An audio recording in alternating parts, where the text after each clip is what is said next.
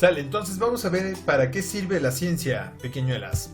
Bueno, primero tenemos que irnos a la definición de la ciencia.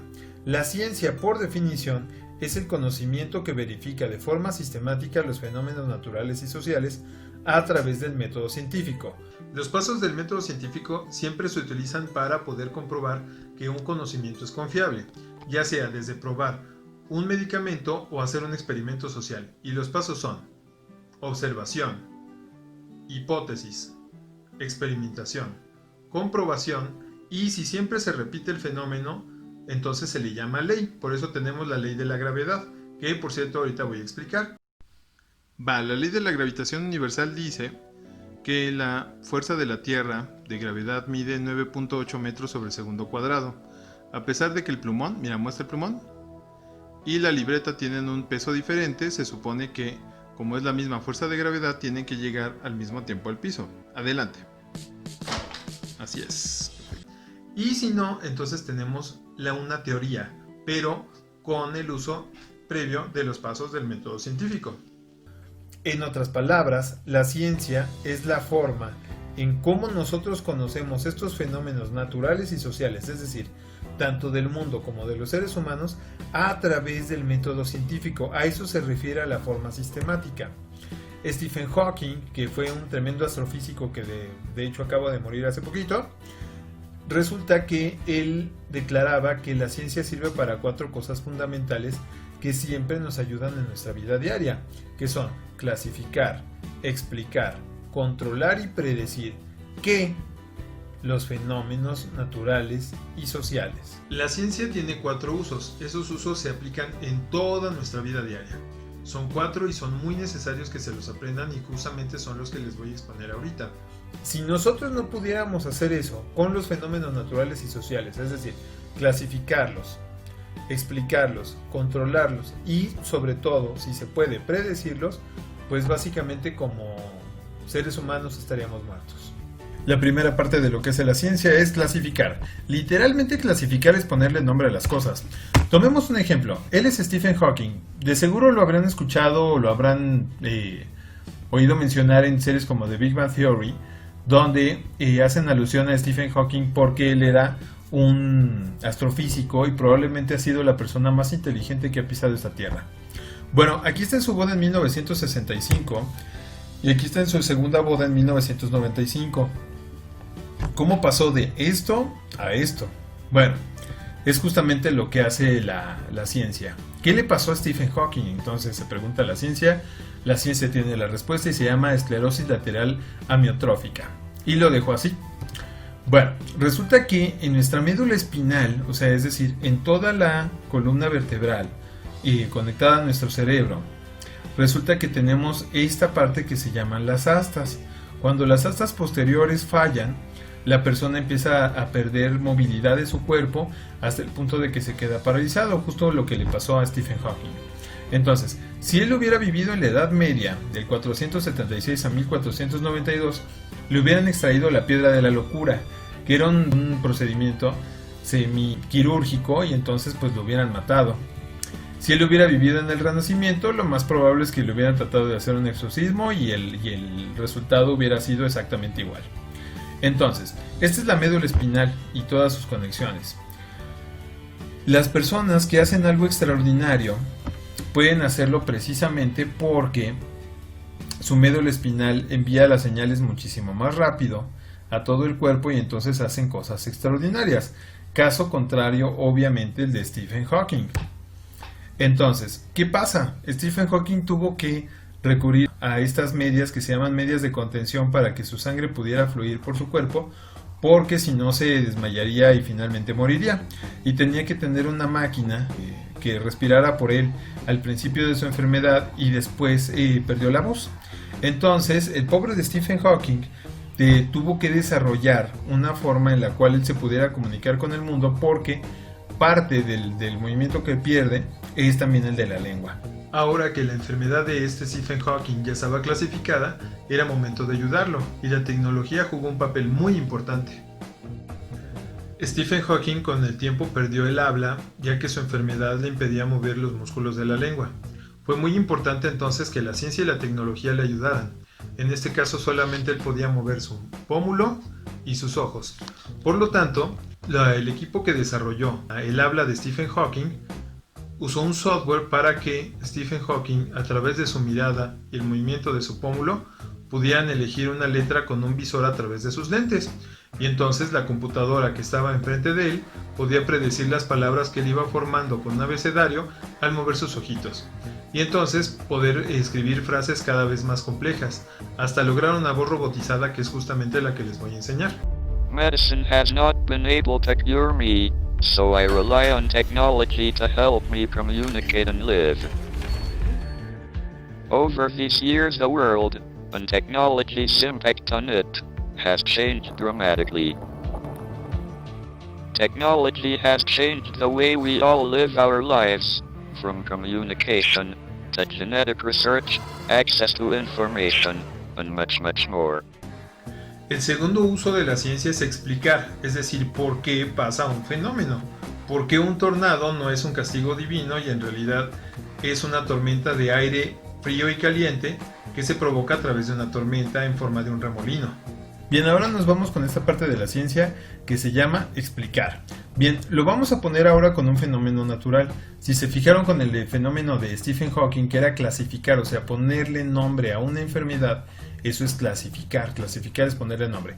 En este caso no. Vamos a tomar el ejemplo de un rayo para poder explicar a su vez la parte de la ciencia que trata de explicar. Bueno, resulta que cuando las personas empezaron a vivir en la Tierra, obviamente no sabían por qué se daban ciertos fenómenos. Entonces le empezaron a poner la palabra Dios a fenómenos de la naturaleza. Por eso es que en la mitología de Noruega, Dinamarca y Suecia tenemos a Thor, a Zeus en la mitología griega, que también es no nada más el padre de la vida, sino también el dios del rayo, Raijin en la mitología japonesa, Tlaloc con nosotros, pero quien lo descubrió realmente fue este señor que se llama Michael Faraday. Michael Faraday vivió en el siglo XVIII, o sea en 1700. Bueno, resulta que él descubre por qué las personas se electrocutan. ¿Por qué la gente se electrocuta? Como sabrán, nosotros estamos hechos en nuestra mayoría por agua. Entonces, cuando una corriente eléctrica entra por la parte más puntiaguda de nuestro cuerpo, por ejemplo los dedos, nuestro campo electromagnético es muy inestable porque, como estamos llenos de agua, vibran a diferentes frecuencias. Por eso la gente se muere cuando se electrocuta. En el caso de los aviones no. Forraron al avión de alambre de cobre para hacerlo uniforme y a la hora que entre la energía pueda salir por un mismo canal. Eso es lo que sucede con los aviones, pero no con los seres humanos. Porque los rayos caen sobre la Tierra y pueden a veces destruir una gran parte de la superficie donde caen los rayos o no hacerle para nada daño a la superficie que tocó. Aquí estamos viendo un principio que es el principio de la jaula de Faraday. Este es un avión y está siendo alcanzado por un rayo. ¿Por qué entonces el avión no se queda chamuscado? Muy sencillo.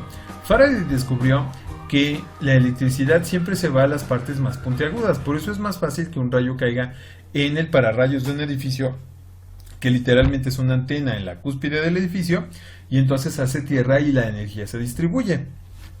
En este caso con el avión pasa exactamente lo mismo. ¿Por qué los aviones no caen cuando les pega un rayo? Es muy sencillo. Porque los convierten en un multiconductor electromagnético. Es decir, forran al avión de un montón de conductores de electricidad para que el avión no vaya a verse afectado por el golpe del rayo y en este caso apague o funda sus sistemas. Es pues por eso que los aviones no se caen cuando les pega un rayo. Ese principio de Faraday lo descubrió en 1700 y todavía se sigue aplicando hasta ahorita en 2020. Bueno, pasemos a una de las partes más importantes que tiene la ciencia, que es controlar. En este caso vamos a hablar del coronavirus porque es una enfermedad que nos puede pegar a todos y en este caso ha hecho una pandemia mundial que no se había visto desde hace 100 años. Entonces, para poder explicar mejor, voy a dar más detalles de cómo abordar el dichoso coronavirus porque precisamente tenemos que controlar la enfermedad. ¿Quién se encarga de eso? La ciencia. Es muy importante y es justamente lo que está pasando con esta pandemia en 2020. Tenemos que controlar una enfermedad que es un fenómeno biológico, pero hay muchas cosas que debemos de controlar. La energía del sol para poder aprovecharla en nuestras casas, la energía del subsuelo como el petróleo para poder mover nuestros coches. Un montón de fenómenos necesitan controlarse. Algunos son buenos y otros malos, pero la ciencia nos ayuda a controlarlos. Y finalmente el último y el más complicado se llama predecir. Predecir es una cosa muy importante en la ciencia, solamente que hay muchas cosas impredecibles. Hasta ahorita tenemos fenómenos que podemos predecir. Por ejemplo, el clima. No podemos saberlo con total antelación, pero sí podemos predecir cómo será el clima de un día. Hay fenómenos sociales, por ejemplo el comportamiento humano, que no son fáciles de predecir, algunos son totalmente impredecibles. Pero con las enfermedades que nosotros sufrimos, es muy fácil predecir cuando una persona puede morir según sus hábitos, por ejemplo, y eso es un uso de la ciencia. Bien, vamos con esta parte de la ciencia que es predecir. Si hay una cosa que debería yo reclamarle a Dios es que a ustedes les dio, como mujeres, un montón de enfermedades relacionadas con su mismo género que a los hombres pues no nos afectan. Es una lástima porque de verdad tienen que sufrir muchas cosas. Bueno, resulta que este es su útero. Por si no lo conocían, bueno, pues aquí está, bravo. Aquí están las trompas de falopio y finalmente los ovarios, donde se producen los óvulos para poder tener bebés. Pero resulta que aquí en el ovario te puede salir un teratoma. ¿Cómo se ve un teratoma? Así, es la cosa más horrenda del mundo. La pregunta es, ¿esa cosa horrenda puede matarme? ¿Esa cosa horrenda puede crecer dentro de mí? ¿Cuándo me salió? ¿Por qué? Bueno, todo eso se los va a explicar mi mejor amigo en el mundo, que se llama Filiberto, y él es ginecólogo, y entonces les va a decir por qué es importante quitarte un teratoma si es que te llega a salir en el ovario. Los teratomas son tumores de ovario sólidos, son de origen embrionario, quiere decir que están ahí desde antes del nacimiento. No están relacionados con la función hormonal, es decir, no se les puede dar tratamiento con hormonas. El tratamiento para los teratomas es cirugía. No van a desaparecer con ningún otro tratamiento. ¿Por qué? Porque están hechos de tejido puede ser pelo, puede ser grasa, puede ser incluso dientes.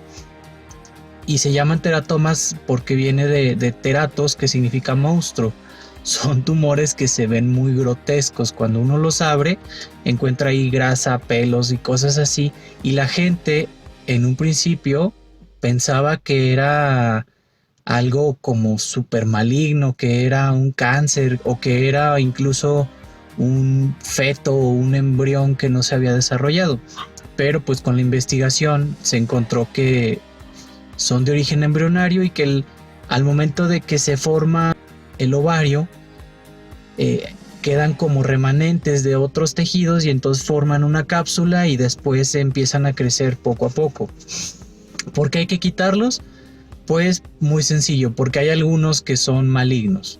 La gran mayoría son benignos, la gran mayoría no van a causar ningún problema, salvo que empiecen a crecer de más, pero hay una fracción de ellos que sí son cáncer.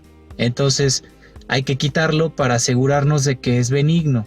¿Por qué? Porque el cáncer de ovario no genera síntomas hasta etapas avanzadas, cuando ya es inoperable. Y aquí te has de estar preguntando, ¿por qué el profe nos habla de estas cosas tan horribles y demás? Bueno, primero porque son cosas reales. La ciencia siempre se basa en hechos observables. Hay cosas que la ciencia no puede explicar, por ejemplo, todos los fenómenos que tienen que ver con Dios, si es que existe o no, pues son cosas que la ciencia tiene como tarea pendiente. Pero lo que sí podemos saber de la ciencia es que nos ayuda a vivir mejor. Por eso es súper importante que nos ayude a clasificar, explicar, controlar y predecir, porque obviamente te puedes morir, como le hubiera pasado a cualquier mujer en el siglo XVI si es que le hubiera salido un teratoma. Pero como nosotros no estamos en esa época, pues entonces la ciencia salva vidas. Aquí está mi mejor amigo operando con su papá. Su papá también es ginecólogo y son dos personas preparadas por la ciencia para salvar una vida. Por eso es bien importante seguir las indicaciones que nos hacen sobre nuestra salud y sobre todo porque sin salud y sin la ciencia este mundo sería muy diferente.